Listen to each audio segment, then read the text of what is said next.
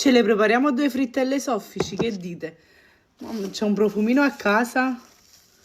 Cioè, sono ancora caldi, sono fatti al momento.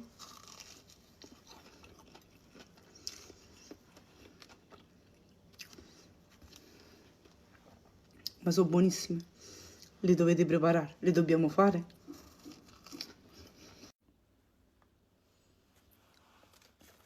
Sono morbidissime.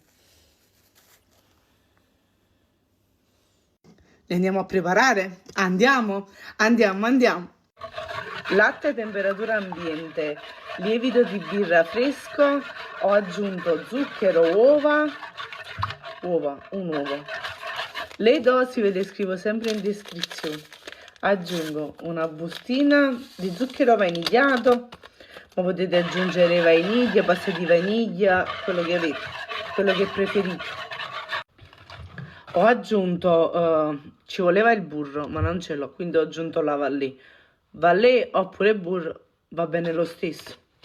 Anche se adesso qualcuno mi dirà no, a casa mia sì, va bene ragazzi. Ho aggiunto farina e ho grattugiato un limone.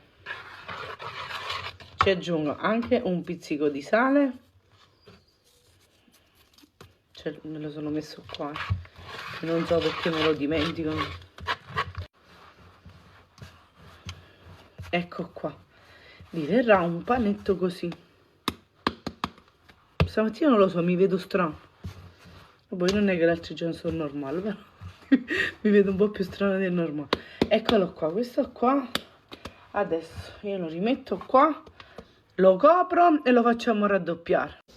Eccolo qua, è raddoppiato, è stato 2 ore a casa. Una temperatura calda. Se avete una temperatura fredda ci impiegherà un po' di più. Non vi preoccupate che cresce. Ci aiutiamo con un po' di farina. Io ho messo già la padella con olio per friggere.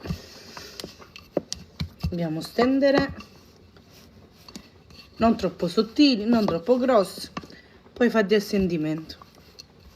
Se le fate sottili verranno sottili, se le fate un po' più cicciottelle verranno più cicciottelle. Però non succede niente, non passa la finanza. Io più o meno le faccio così. Poi prendete sempre uno stampo a sentimento, come vi risulta più simpatico. Le facciamo rotonde, quadrate, rettangolari, ovali. Fate a sentimento. Ecco qua, il mio sentimento ha detto così. Andiamo a friggere? Andiamo, andiamo.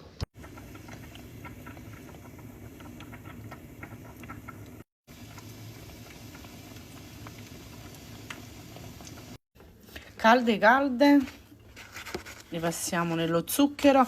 Se vi piace anche un po' di cannella. A casa non piace a tutti e quindi va bene così.